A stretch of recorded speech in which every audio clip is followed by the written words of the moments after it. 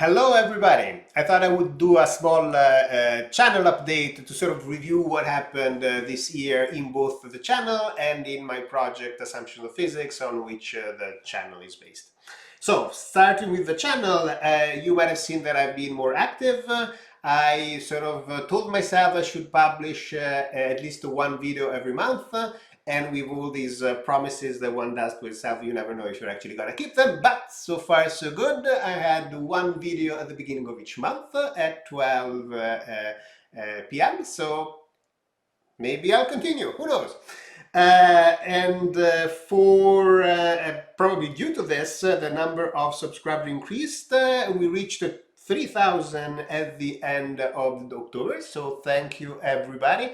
I always joke to some of my colleagues that I get better discussion and better comments on the YouTube comment section than during peer review, which is a little bit abysmal. I just want to share, I think the most flattering comment that I got was from Matt Phillips, 538. He says, "This is what philosophy of science would be if philosophers understood what they were attempting to analyze." And I think this is kind of ironic, and thank you again for the comment. I do believe that philosophers and also mathematicians essentially look for things that are a little bit different than what a physicist or engineer look for. And so I'm kind of coming to the conclusion that if we want to have, the thing that we want in both in philosophy and math, we actually have to start doing them ourselves.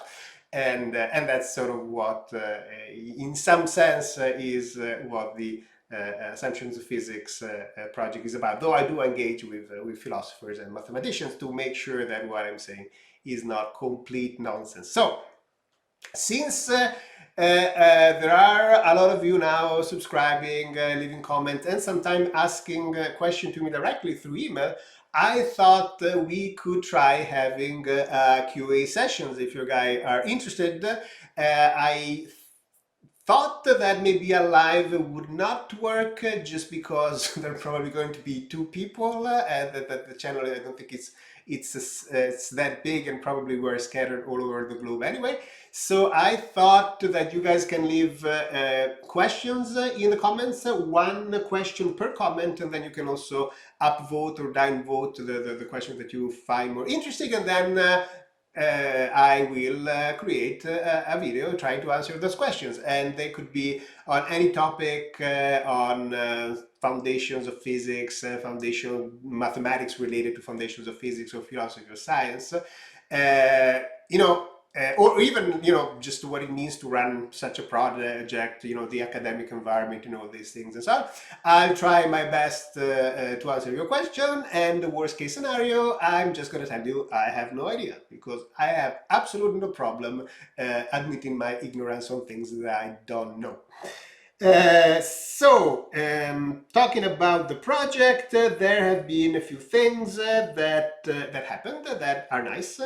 Some of the papers actually got published, which is good. One paper that got published was Hamiltonian Privilege, which is a paper in the philosophy of science. In the philosophy of science community, there was, or there is still, some interest in to understand which formulation of classical mechanics is more important, more fundamental in some sense. So we try to answer that question based on the research output of the Assumptions of Physics project. This work was done in collaboration with a then graduate student in the philosophy of science. So we took some result, and he basically dressed them up so that they could be interested for two philosophers. And it took 2 years to get this thing through. So yeah, I don't know if I'm gonna do it again, especially because two journals essentially, the was rejected by two journals, and the reviews weren't even so bad. Like they had the usual lots of comments and things. Oh, this is that, but this I take it to be normal. I never submitted a paper that didn't have that kind of feedback, and yeah, the editors decided to reject it anyway. So it was kind of surprising to me that it happened twice, and so it seems that in the philosophy community, it's normal to have a sort of a decent review but still reject the paper. So good to know. Second paper that was published this year was the geometric and physical interpretation of the action principle, and I also have a video on that if you are interested. I am interested, and I naively thought that a lot more people would be interested in knowing what a Lagrangian and what the action principle are, both geometrically and physically. The paper got before being published, it got desk rejected by 3 journals, and desk rejected really means that they don't even send it to review. So the editor just decides, we're not interested in this paper, we're not interested in knowing what the Lagrangian and the action actually represent. So yeah, I always get surprised by these type of things. The third paper that got accepted is not yet published. It's on the reality of quantum states, once again, an orgo theorem for psi-ontic models. I typically am not that interested in a question of interpretation of quantum mechanics. There is this ontological model, there is sort of a categorization of models of interpretation of quantum mechanics, and it essentially uses classical probability in some sense. And so what we basically show is that the thing that cannot reproduce quantum mechanics, so that there are no really valid interpretation there. So, and again, it was pulled in because a friend of mine, colleague who comes from the philosophy side, is interested in this, and it sort of started as, okay, we'll help him write a response, and we just make sure that the math and the physics checks out, and then it sort of snowballed into this much bigger thing. I'll probably do a video if you guys are interested in this sort of things. And then I gave a talk at Quantum Information and Probability Conference in Sweden. Very nice conference with very nice and friendly people, I have to say, on sort of foundational stuff of quantum mechanics. And there's going to be a proceeding. It's being reviewed right now, but the reviews are positive, so hopefully it should be just a matter of we resubmitted already, so it hopefully is going to go through. And the title is How Quantum Mechanics Requires Not Additive Measures, and here so the idea is to extend the idea of counting states that we have in classical statistical mechanics to do the same thing in quantum mechanics. So this is for the standard publication, but more important to me, in the 1st of October, we released a new version of the book, and we added a whole section on the reverse physics of classical mechanics. So everything in classical mechanics now is physically motivated. We know exactly what each symbol corresponds to physically, and why we have phase space, what is the Hamiltonian, what is the Lagrangian, how they differ between them, and so on. What is physical, what is not physical, where do the electromagnetism equation come from in terms of the charged particles in an electromagnetic field. So this is all sort of understood in terms of physical assumption that you take on the system. So if you are interested in that type of thing, you can look at the book, and if you have comments, we always want to welcome comments, because we want to run this thing as sort of as an open source project. And then, even more important, we got a small amount of funding from the John Templeton Foundation to work on that idea of not additive measures for quantum mechanics to count state. So thanks to them, it's gonna help us continue this project, and even pay a little bit students that might help me actually create more videos. So yay! And as I said before, I'd like to ideally run the Assumption of Physics project as a sort of an open research, open source project, just because, the idea of deriving all of physics from physical assumption in a rigorous way, it's a big task that requires lots of competencies, some of which I don't have. So the idea is, if we had really a community around the project that builds it, that would be probably the way to do it. And on that note, I had the first contribution from a person that I absolutely didn't know. He was a student from the University of Trento, that sent me a pull request to fix some typos on the book.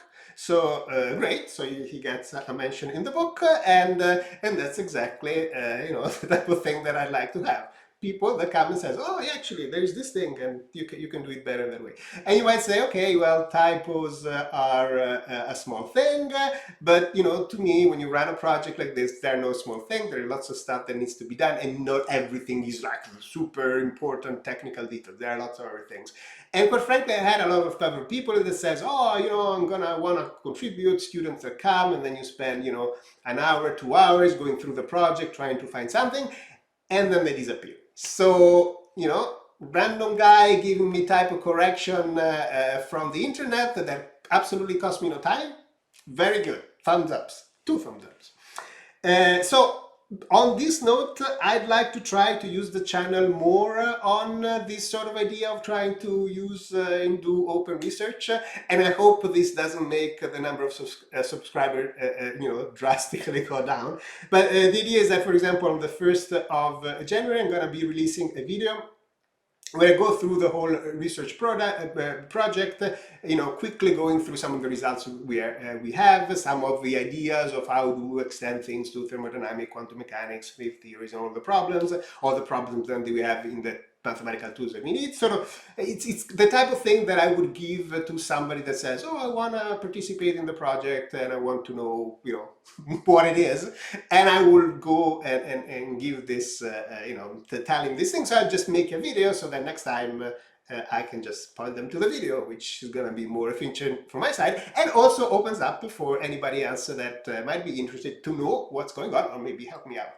That would be great. And if you have seen the website of the Assumption of Physics Project, I also have a section of open problems, because there are far too many things, far too many ideas that should be explored, that I don't have the time. Some of them might even be already solved in the literature, but even doing literature search, it takes time. So I thought I would do some videos about some of these open problems, sort of to say why I think they're interesting, what are the ideas behind them. It sort of gives you maybe an idea of what it means to try and figure things out at this level in the foundations of physics. And so if you're interested in this type of things, or if you have a problem from the website that said, oh, can you talk more about this, or can you talk about this particular thing in your research, again, that's something that you could put in the Q&A below, and I can either reply in the Q&A session, or I can even try and get a video about it. So again, so we'll see what happens for next year. And thank you so much again for your support and your interest. Bye.